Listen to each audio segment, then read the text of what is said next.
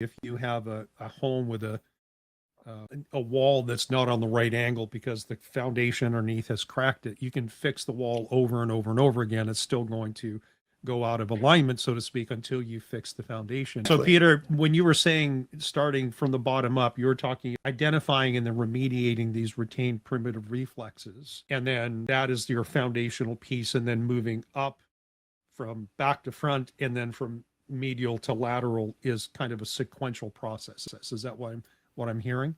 Yeah, I mean, because we start eliminating those primitive reflexes at the same time, we're also activating the vestibular nuclei and firing those vestibular pathways because part of those primitive reflexes, our reflex, symmetrical tonic neck reflex, like labyrinth reflex, and Moreau reflex. These are reflexes that are also involved in vestibular functionality. And so, a lot of times we see immature vestibular function. Then we also know we have immature muscle tone, so we're not getting that feedback, that sensory feedback from our muscles into our spinal cord, then traveling up to our cerebellum. Yeah. So, we know that the areas that are dependent on that input are not receiving that input.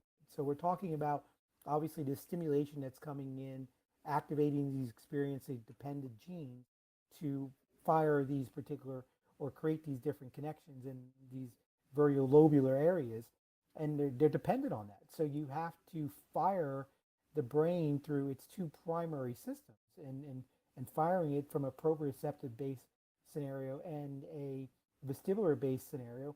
And many times when you're actually doing the remediation of these primitive reflexes, you're doing activities that are actually firing those systems.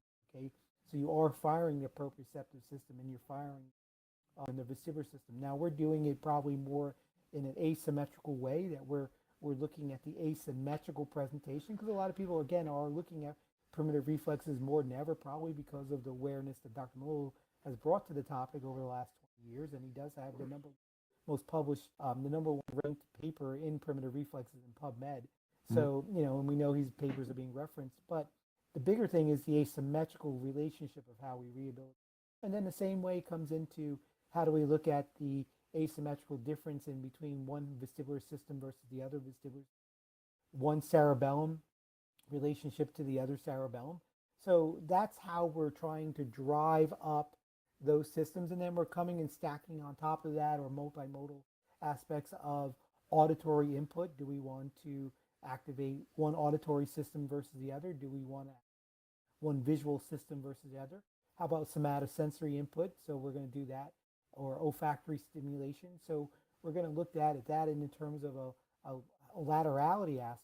And as we do that, then we should start seeing this top-down maturation that's happening, and we're seeing the formation of these more sophisticated frontal striatal systems, the frontal pathways of the development of the frontal lobe, the orbital frontal area, the intermediate frontal lobe, the lateral frontal aspects, that are then going to drive down and fire and really put modulation on those different primitive aspects of their inhibiting those primitive reflexes, but also dampening the output of some of those deeper parts of the brain, like our limbic circuitry of our amygdala and our other structures that are in the anterior cingulate and so on.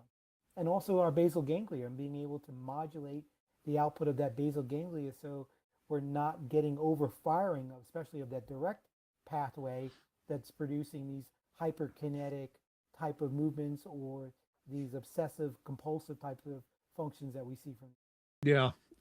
You mentioned multimodal, um, and that's the nature and the essence of the insular cortex, right? It receives and transmits olfaction and gustatory sense and auditory and visual and somatosensory and vestibular. It's got connections to the frontal lobe, and it almost seems like it is the central nexus, which makes sense. I mean, what you were saying about developmentally,